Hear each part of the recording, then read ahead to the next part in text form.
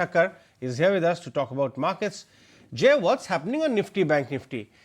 The color of your shirt is actually kind of marrying the mood in the market right now. Is that the reason you chose this shirt today? Hi, very good afternoon to you, Ajay. And yeah, that was a classic one from you. I would say that, see, this color is definitely the overall trend of the market. You can say that way. Yes, the overall trend, Ajay, has definitely reversed from up to down as far as the Nifty or maybe the Bank Nifty and the Nifty Financial Services is concerned. I mean, the recent 4 days of fall which we had seen, all of these indices have completely changed the trend, and with that, yesterday, we again saw almost a flat close on Nifty. I mean, that was a doji formation. And Nifty Bank and Nifty, in fact, closed in positive territory. What does that mean, Ajay, is that market has definitely taken a pause, after 4 days of sharp sell-off, and it can bounce back. It can bounce back till 19,800, till 45,000 to 45,200 on Bank Nifty and 19,800 on Nifty. These are the levels which I'm eyeing for in the short term, just for a bounce. But if you ask me the overall trend, I would say it would be negative. So once this bounce gets over, Ajay, I think the downtrend should resume. So a good technical bounce back can be expected, post which we'll again see a downtrend continuing. You are expecting a short-term rebound, but not the final bottom is made. You expect the revisit of lows also happening. What are your trading ideas in this kind of market, Jay? Sure, Ajay. So now, since there can be some bounce back, so there are a couple of stock ideas on the long side which one can take advantage of in this bounce, if it always comes. So one stock definitely which is into the trend overall, I would say, and it's outperforming the markets, is Bajaj Finance. I mean, out there we have seen a good breakout coming in yesterday's session, and today we have seen a good follow-up buying as well. So Bajaj Finance can be targeted for 8,100 to 8,300 in the near term. One can buy this, placing a stop loss below 7,700. And second buy recommendation is on Jubilant Foods. Out here too, trend had gone sideways, and the stock had formed a nice symmetrical triangular pattern, and now it has provided a breakout from this on the upside. So Jubilant Foods can be bought for a short-term target of 560, 570, and one can place a stop loss below 539. The other important stock to watch out today is Tata Steel.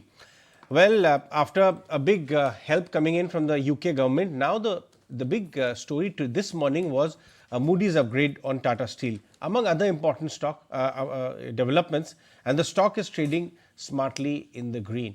My colleague spoke with TV Narendran from a sidelines of IMA event in New Delhi. Here's a slice of that. Thank you very much, sir, for joining us here on ET Now. I think a lot of topics were touched upon: sustainability, green steel, etc. I want to first ask you about Moody's upgrading the company's rating. Your first comments on that? No, I think it's a reflection of the work that has been done. I think they appreciate the fact that the way we are allocating capital, and also the transition which is going on in Europe to address some of the legacy issues that we've been dealing with. So I think it's a good recognition of the efforts that the team has put in. So H1 has been particularly difficult for companies considering inflation, interest rates, etc. What do you foresee for H2 of this year? I expect H2 to be better than H1, certainly in India, because the demand continues to grow in India, and I think you see that in the auto sector, you see that in construction, in multiple sectors. Globally, things are still a bit weak because China is still struggling to come out of the post-COVID situation. Europe is also struggling a bit with high inflation. US has been more resilient. So globally, I think there's still a bit of fragility, but in India, things look good. In India, things look good, but globally, there's a bit of fragility, as it were. So could you expand a bit more on prices, considering that Europe is not up to its full capacity in terms of growth? Same for China. The economy has been slowing post-COVID. So I think there are two things which are impacting prices. One is the fact that input costs continue to go up. If you see, of course, oil has gone up, not directly impacting steel so much, but it impacts freight costs. If you look at iron ore, prices have been drifting up. Coal prices have been very strong. So that's going to have an impact on steel prices. So that's one pressure which you will see.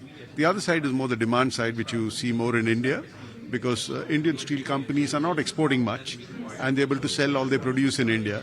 So we are driven more by the domestic demand-supply situation, which looks quite strong. Right. So one final question before we let you go. What's the timeline for completing the Port Talbot plant of Tata Steel?